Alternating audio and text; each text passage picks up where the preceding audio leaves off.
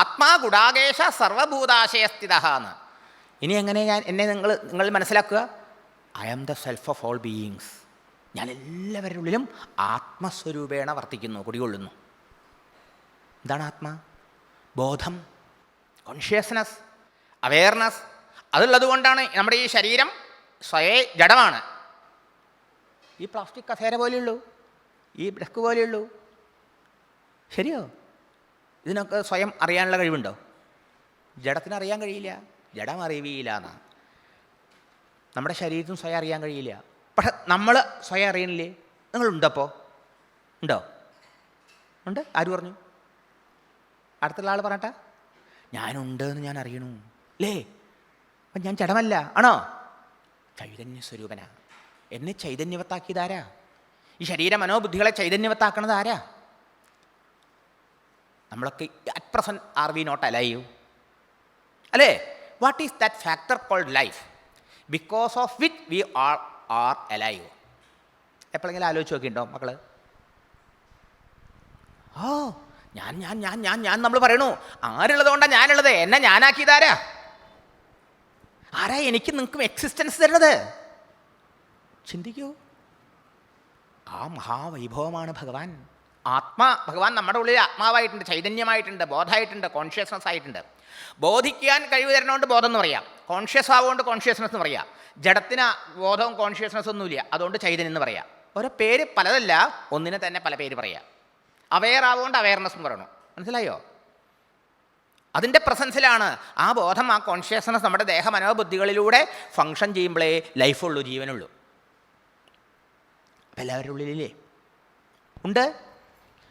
പക്ഷേ എല്ലാവരുടെ ഉള്ളിലും ആ ഭഗവാൻ ഉണ്ടെങ്കിൽ ഭഗവാൻ ആനന്ദ സ്വരൂപനല്ലേ?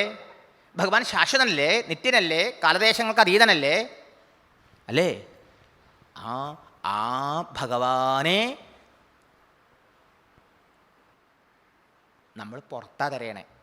അഥവാ ആ ഭഗവാന്റെ സ്വരൂപമായ ശാന്തിയും സുഖവും സമാധാനവും നമ്മൾ അന്വേഷിക്കണം പുറത്താ, വെളിയിലാ. ശരിയോ? കൂടുതൽ കൂടുതൽ സൗകര്യങ്ങൾ ഉണ്ടായാൽ കൂടുതൽ സുഖസമാധാനങ്ങൾ ഉണ്ടാവും എന്നാണ് ധാരണ, അല്ലേ? അങ്ങനെയാണെങ്കിൽ ഏറ്റവും കൂടുതൽ സുഖ സൗകര്യങ്ങളുള്ള ആളല്ലേ ലോകത്തിലെ ഏറ്റവും കൂടുതൽ സന്തോഷമായിട്ടിരിക്കേണ്ടത്? അങ്ങനെയാണോ? കോടീശ്വരന്മാരുടെ ലിസ്റ്റൊക്കെ ഇടയ്ക്കിടയ്ക്ക് പത്രത്തിൽ കാണാം, അല്ലേ? ഈ കോടീശ്വരന്മാരോട് ഇൻ്റർവ്യൂ ചെയ്ത് നോക്കും. ഏറ്റവും കൂടുതൽ ഹാപ്പി ആയിരിക്കും നിങ്ങളല്ലേ? ഏറ്റവും കൂടുതൽ സന്തോഷമായിരിക്കില്ലേ? അല്ല, അങ്ങ് മറിച്ചാ ചിലപ്പോൾ അത്ര പണോ സൗകര്യമൊന്നും ഇല്ലാത്തവരാ സുഖമായിരിക്കണത്. മനസ്സിലായോ? ഭാഗവതം പറയണു, ന ഇന്ദ്രസ്യ സുഖം കശ്ചിത് ന സുഖം ചക്രവർത്തിനഃ സുഖമസ്തി വിരക്തസ്യ മുനേഹേ ഏകാന്തജീവിനഃ. ഈ ലോകം മുഴുവൻ സ്വന്തമാക്കിയിട്ടുള്ള രാജാവിന്, ചക്രവർത്തിക്ക് സുഖമില്ലെന്ന് പറയാം.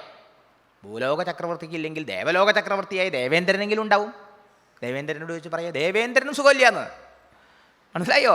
ടെൻഷനാണ്, ഭയമാണ് ഇന്ദ്രൻ എപ്പോഴും. പിന്നെ ആർക്കാ സുഖമുള്ളത്? സുഖമസ്തി, ഒരാൾക്ക് സുഖമുണ്ടെന്ന് അടിവരയിട്ട് പറയണു. ആർക്കാ? മുനേഹേ, മനനശീലവാൻ, സത്യത്തെ മനനം ചെയ്ത് സാക്ഷാത്കരിച്ചവൻ, ഏകാന്ത ജീവന, ഏകമായ സത്യത്തെ. സത്യം ഏകമാണ്, കാലദേശാതീതമായത് ഒന്നല്ലേ ഉണ്ടാവാൻ പറ്റുള്ളൂ. കാലദേശാതീതമായ സർവവ്യാപകം, അഖണ്ഡം, അനന്തം, അപാരം. അതിന് ബ്രഹ്മം എന്നൊക്കെയാണ് വേദം പറയാം. ബൃഹത്വാത് ബ്രഹ്മ, ഏറ്റവും വലുതായതുകൊണ്ട്. Infinite reality, പരമസത്യം. അതിലാണ് സുഖം.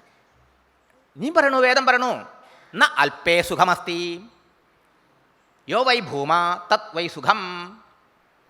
ഉപനിഷത്ത് പറയുക, അല്പമായ, ലിമിറ്റഡായ, പരിമിതമായതിൽ സുഖമില്ല, ശാശ്വത സുഖമില്ല.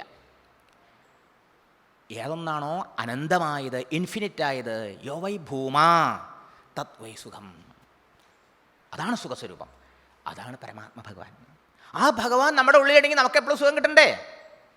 ആ ഭഗവാൻ നമ്മുടെ ഉള്ളിലുണ്ടെങ്കിൽ നമ്മൾ ആ ഭഗവാനെ അറിഞ്ഞ് നമുക്ക് ശാശ്വതമായ എന്താ പറയുക, മരണഭയം നമ്മുടെ ഉള്ളിൽ നിന്ന് പോകും.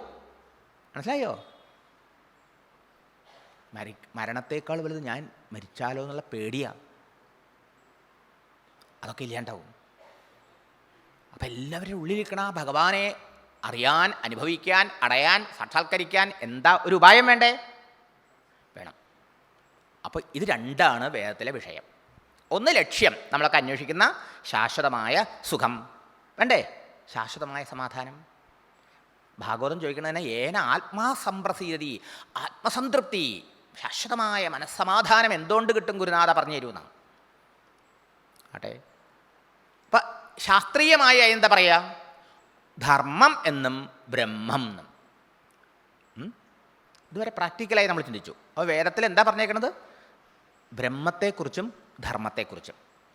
ബ്രഹ്മം എന്ന് പറഞ്ഞാലോ പരമസത്യം, ശാശ്വത സത്യം, പരമാനന്ദ സ്വരൂപനായ ഭഗവാൻ എന്നൊക്കെ പറയാം. ആ സത്യം സാക്ഷാത്കരിക്കാൻ, ആ സത്യം നമ്മിൽ തന്നെയുണ്ട്, നമ്മിൽ ഓരോരുത്തരിലും ഉണ്ട്, എല്ലാവരിലും ഉണ്ട്. ആ സാക്ഷാത്കരിക്കാൻ നമ്മുടെ മനസ്സിനെ പാകപ്പെടുത്തണം. അതിനുള്ള ഉപായം ധർമ്മം. നോക്കൂ, കണക്കോ ഇംഗ്ലീഷോ കെമിസ്ട്രിയോ ബയോളജിയോ ബോട്ടണിയോ ഒക്കെ പഠിക്കാൻ നമ്മൾ വേദം പഠിക്കാൻ പോകണം? വേണ്ട, അതിന് ടീച്ചർമാരുടെ അടുത്ത് പോയാൽ മതി, അതിനെ പറ്റിയ ഭൗതിക ശാസ്ത്രജ്ഞന്മാരുടെ അടുത്ത് പോയാൽ മതി. പക്ഷേ എന്തിനാ വേദം? ഇന്ദ്രിയ അഗോചര വിഷയെ വേദാഹ പ്രമാണം എന്നാണ്. എന്താണ്? ഇന്ദ്രിയങ്ങളെ കൊണ്ട് അറിയാൻ കഴിയുന്ന വിഷയങ്ങൾ പഠിക്കാൻ നമുക്ക് വേദത്തിൻ്റെ ആവശ്യമില്ല, അധ്യാത്മശാസ്ത്രം ആവശ്യമില്ല, അധ്യാത്മ ഗുരുക്കന്മാരും ആവശ്യമില്ല. ഇന്ദ്രിയങ്ങൾക്ക് അറിയാൻ കഴിയാത്ത വിഷയത്തെ മനസ്സിലാക്കാൻ അതിന് പ്രമാണം എന്താണ്? വേദമാണ്. ഇന്ദ്രിയങ്ങളെ കൊണ്ട് അറിയാൻ കഴിയാത്തത് എന്താ? ഈ പറഞ്ഞ രണ്ടെണ്ണ. ധർമ്മം. ധർമ്മസ്യ തത്വം നിഹിതം ഗുഹായാം എന്ന. ധർമ്മരഹസ്യം വളരെ വളരെ വിഷമാണ് മനസ്സിലാക്കാൻ. കാലദേശങ്ങൾക്കനുസരിച്ച് ധർമ്മം മാറും. മനസ്സിലായോ? അപ്പോൾ ധർമ്മം ഇന്ദ്രിയങ്ങളെ കൊണ്ട് അറിയാൻ കഴിയാത്ത വിഷയമാണ്, അതറിയാൻ പ്രമാണം വേദമാണ്. രണ്ടാമതോ ബ്രഹ്മം, കാലദേശങ്ങൾക്ക് അതീതമായ നമ്മുടെ ഇന്ദ്രിയ മനോബുദ്ധികളെ പ്രവർത്തിപ്പിക്കുന്ന, എന്നാൽ ഇന്ദ്രിയ മനോബുദ്ധികളെ കൊണ്ട് അറിയാൻ, അതിന് വിഷയമല്ലാത്ത, അതിനെക്കൊണ്ട് മനസ്സിലാക്കാൻ കഴിയാത്ത സത്യത്തെ അറിയാൻ പ്രമാണം വേദമാത്രം.